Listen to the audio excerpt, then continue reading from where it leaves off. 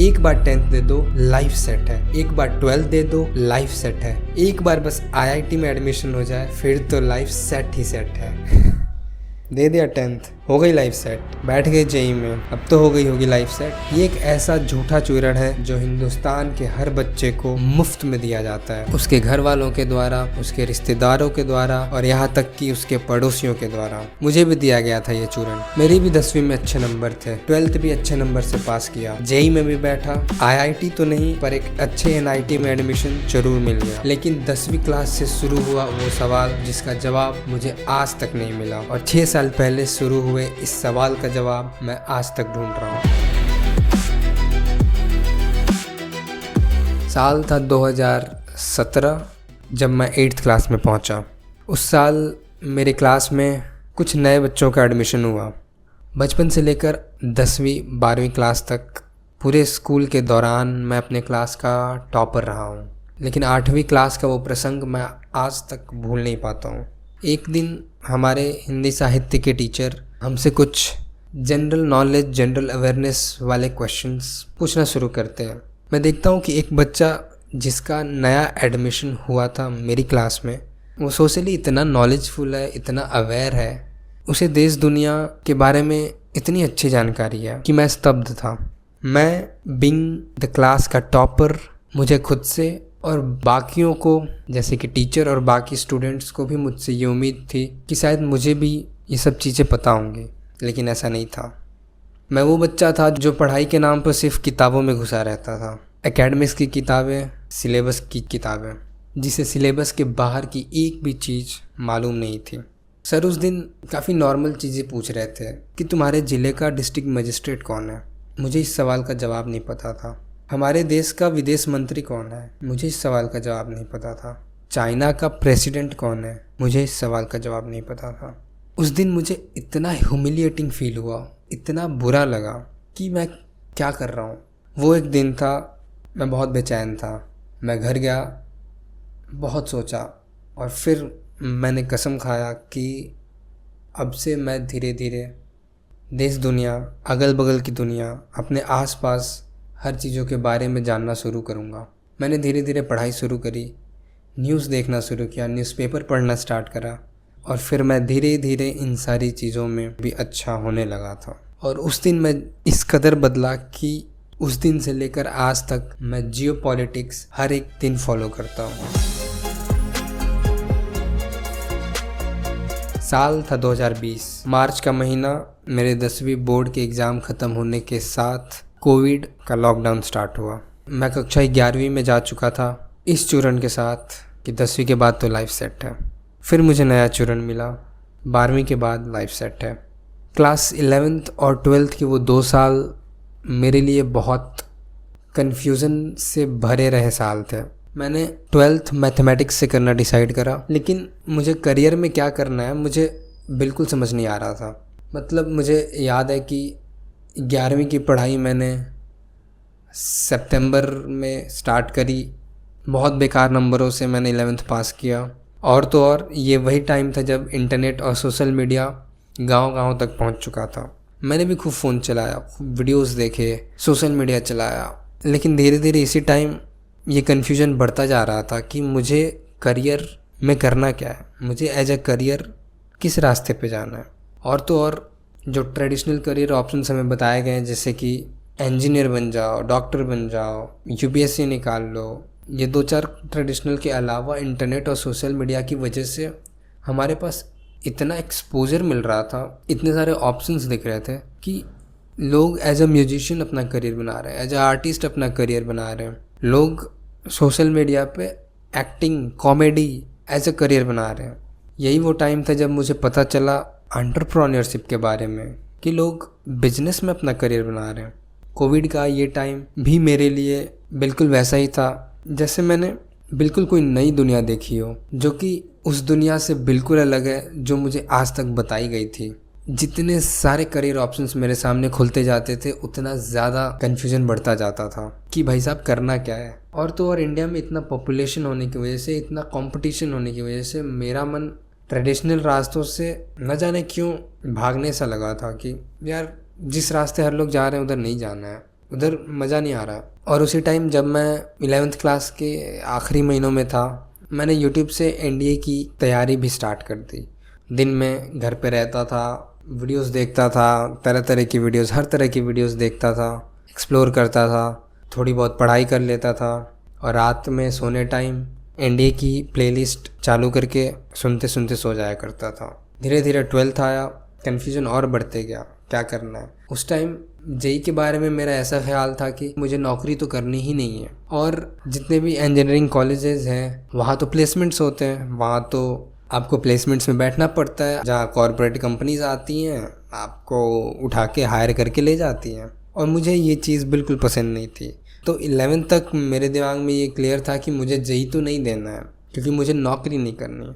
लेकिन उस टाइम धीरे धीरे यूट्यूब पे इंजीनियरिंग कॉलेजेस के क्रिएटर्स की संख्या बढ़ने लगी, उनकी वीडियोस बढ़ने लगी थी। जब मैंने उनकी वीडियोस देखी, जब वहाँ का लाइफ देखा, वहाँ का फ्रीडम देखा, और वहाँ जाने के बाद जो भी करियर ऑप्शंस के रास्ते खुलते हैं, ये सब देखने के बाद मेरा दिमाग ब्लैंक था कि भाई साहब मैं कितना गलत सोचता था। तो 12th में मैंने इंडिया का एग्ज़ाम दिया, मैंने रिटन पहली बार में क्वालिफाई कर लिया, और मैं एसएसबी इंटरव्यू के लिए गया, जहाँ की मेरा सिलेक्शन नहीं हो पाया। और इसी टाइम धीरे धीरे मेरी जेई में रुचि बढ़ने लगी थी, इंटरेस्ट बढ़ने लगा था। मैंने 12th की आखिरी में मिड टर्म एग्ज़ाम के बाद मैंने जेई के लिए थोड़ा थोड़ा पढ़ना स्टार्ट किया। उस टाइम मुझे समझ आ गया था कि तीनों सब्जेक्ट्स पढ़ पाना मेरे लिए संभव नहीं था। आगे चल के एनडीए के लिए मेरा इंटरेस्ट इसलिए कम हो गया क्योंकि रिसर्च करने के बाद मुझे पता चला कि एनडीए में जाने के बाद आगे चल के आपके करियर ऑप्शंस बहुत लिमिट हो जाते हैं, मतलब आप सिर्फ डिफेंस में रह पाओगे। 12th के साथ जेई में मेरे इतने अच्छे नंबर नहीं आए थे कि मुझे कोई अच्छी गवर्नमेंट कॉलेज मिल पाए, इसलिए मैंने जेई के लिए 1 साल ड्रॉप लेने का डिसाइड करा। मैंने ड्रॉप लिया। अभी 6 महीने बहुत घिस के पढ़ाई करी, इतनी कि मैंने आज तक नहीं करी थी। फिज़िक्स, केमिस्ट्री, मैथमेटिक्स सब पढ़ा, और जेई एडवांस तो नहीं, पर एक अच्छी एनआईटी में एडमिशन ज़रूर मिल गया। 2023 में मैं फाइनली कॉलेज पहुंचा। कॉलेज आने के साथ एक चीज़ बहुत पहले से क्लियर थी, जिसके लिए मैंने ड्रॉप लेने का डिसाइड भी करा था कि मुझे कॉलेज के 4 साल खुल के एक्सप्लोर करना है, हर चीज़ एक्सप्लोर करनी है। आपको ध्यान हो तो मुझे इस चीज़ का जवाब 12th तक भी नहीं मिला था कि मुझे कौन से करियर ऑप्शन में जाना है। वो तो मुझे वीडियोस के थ्रू पता चला कि कॉलेज में हम कुछ भी कर सकते हैं, यूपीएससी कर सकते हैं, कॉर्पोरेट में जाना है वहाँ जा सकते हैं, किसी और कॉम्पिटिटिव एग्जाम की तैयारी करनी है वो कर सकते हैं, बिजनेस करना है वो कर सकते हैं, मतलब हर चीज़ कर सकते हैं। फर्स्ट ईयर में मैंने एक्सप्लोर करा भी, क्लब्स ज्वाइन करे, नए लोगों से मिला, दोस्त बनाए, बहुत घूमा, पूरा जयपुर घूम लिया। और फर्स्ट ईयर के एंड में और सेकेंड ईयर के स्टार्टिंग में मुझे ये चीज़ समझ आ गई थी कि भैया ये कॉलेज की पढ़ाई तो अपने बस की नहीं है, इधर करियर तो नहीं बना सकते। तो फिर सवाल आया कि फिर करना क्या है। मुझे वीडियोस और फोटोज़ एडिट करना पसंद था। फर्स्ट ईयर में मैं क्लब्स वगैरह के लिए करता भी था, तो मैंने सोचा फ्रीलांसिंग स्टार्ट करते हैं। मैंने वीडियो एडिटिंग पे कोर्स ख़रीदा ताकि मैं इस फील्ड के अच्छे लोगों से जुड़ पाऊँ। फ्रीलांसिंग स्टार्ट करी, 1 साल के अंदर फॉरेन क्लाइंट्स के साथ काम करने लगा, और फ्रीलांसिंग करके मैं कॉलेज में ठीक ठाक पैसे कमाने भी लगा था, अच्छे खासे। मैंने ये कैमरा ख़रीदा और भी बहुत कुछ ख़रीदा, ठीक ठाक सेविंग्स भी कर ली, कॉलेज में खर्च भी किए, मज़े भी किए। पर धीरे धीरे ये बात समझ आ गई कि हमेशा के लिए दूसरों की वीडियोज़ एडिट तो नहीं कर सकते हैं। तो वीडियो एडिटिंग छोड़ी, फ्रीलांसिंग छोड़ी, और डिसाइड करा कि अब ख़ुद की वीडियोस बनाएंगे और ख़ुद की वीडियोस एडिट करेंगे। इन सब के साथ साथ मैं और भी चीज़ एक्सप्लोर करता था, जैसे एआई पे मैं फ्री में जो भी अवेलेबल्स थे उनका इस्तेमाल करता था, चैट जीपीटी, क्लॉड, इमर्जेंट। लेकिन एक बात जो मानने वाली है कि इन सब चीज़ों के दरमियान, भले मैं जेई की तैयारी कर रहा हूँ, भले मैं कॉलेज में मज़े कर रहा हूँ, भले कॉलेज में फ्रीलांसिंग कर रहा हूँ, इस पूरे समय के दौरान मैं करंट अफेयर्स, जियोपॉलिटिक्स वगैरह डेली फॉलो करता था। उसके लिए मैं अपना समय ज़रूर निकाल लेता था। और फिर थर्ड ईयर के एंड में कॉलेज में इंटर्नशिप के लिए कुछ कंपनीज़ आईं। एक कंपनी जो एआई पे काम कर रही थी, मैंने भरा, एग्ज़ाम दिया, इंटरव्यू दिए और मैं सेलेक्ट हो गया। मुझे एआई वगैरह में इंटरेस्ट भी है। बिजनेसेस में मैंने बताया कि मुझे एंटरप्रेन्योरशिप बिजनेसेस में इंटरेस्ट था, तो मुझे दिमाग में एक चीज़ थी कि मुझे स्टार्टअप वगैरह में काम करना है। मुझे एक बार समझना है कल्चर कि एक फाउंडर किस तरीके से सोचता है, किस तरीके से काम करता है, मुझे देखना था। कोई भी प्रोडक्ट बनाने में, कोई भी बिज़नेस बनाने में क्या क्या चीज़ें चाहिए, अलग अलग चीज़ें कैसे एक साथ काम करती, ये सारी चीज़ें सीखनी थी, समझनी थी। और आज मैं उसी कंपनी में इंटर्नशिप कर रहा हूँ। मैं फ़िलहाल गुड़गांव में बैठ के वीडियो बना रहा हूँ। एआई स्टार्टअप है, बढ़िया है, मुझे मज़ा आ रहा है। पैसे लाखों में तो नहीं मिलते, लेकिन इतने हैं कि रहने खाने का खर्चा निकल जाता है। मुझे इससे ज़्यादा की ज़रूरत और उम्मीद है भी नहीं, और मुझे काम करके मज़ा आ रहा है। अभी सीखने को बहुत कुछ मिलता है। तो भैया वीडियो की आखिरी चैप्टर पे पहुंच गए और उस सवाल का जवाब मिला ही नहीं जिसके लिए हमने वीडियो शुरू करी थी कि लाइफ सेट है कब आखिर। सही बताऊं तो मुझे भी इस सवाल का जवाब नहीं पता है कि लाइफ सेट कब होगी। अगर मैं अपने जर्नी को देखूं तो मैं बहुत अलग अलग फील्ड्स में मेरा इंटरेस्ट है। मैंने एनडीए दिया, मुझे जेई में इंटरेस्ट नहीं था, पर एक्सप्लोर करने के लिए मैंने जेई दिया। 4 साल एक्सप्लोर किया, कॉलेज की पढ़ाई करी, फिल्म मेकिंग, वीडियो एडिटिंग सीखी, पैसे बनाए, छोड़ दिया। एआई स्टार्टअप में काम कर रहा हूँ। जियोपॉलिटिक्स, हिस्ट्री, ज्योग्राफी, इकोनॉमिक्स, इन सब सब्जेक्ट्स में धीरे धीरे इतना इंटरेस्ट आ गया है कि मैं कभी कभार सीरियसली सोचता हूँ कि शायद मुझे यूपीएससी के लिए भी तैयारी करनी चाहिए। इतने सारे इंटरेस्ट, इतने सारे अलग अलग ऑप्शंस। मेरे पास इस सवाल का जवाब तो नहीं है कि लाइफ सेट कब है, लेकिन एक चीज़ जो धीरे धीरे मुझे समझ आने लगी है, जो मैं खुद को समझाने लगा हूँ कि लाइफ सेट का मतलब बड़ा पैकेज, खूब सारा पैसा, खूब सारा नाम, शोहरत, इन सब चीज़ों के अलावा भी है शायद। मुझे ऐसा लगता है कि मैं अपनी पूरी ज़िंदगी सिर्फ एक चीज़ के भीतर गुजार कर समाप्त नहीं कर सकता। तो शायद मैं आने वाले जीवन में जो कुछ भी काम करूं, बट दिमाग में एक चीज़ है कि पैसा इतना काफ़ी होगा मेरे लिए कि एक डिसेंट सी ज़िंदगी गुजरे। डिसेंट सा घर हो, खाने पीने का हो, घर वाले माँ बाप ये लोग खुश हों, किसी ज़रूरी चीज़ की कोई खासा कमी ना हो। मेरे लिए शायद सेट होना ये काफ़ी होगा।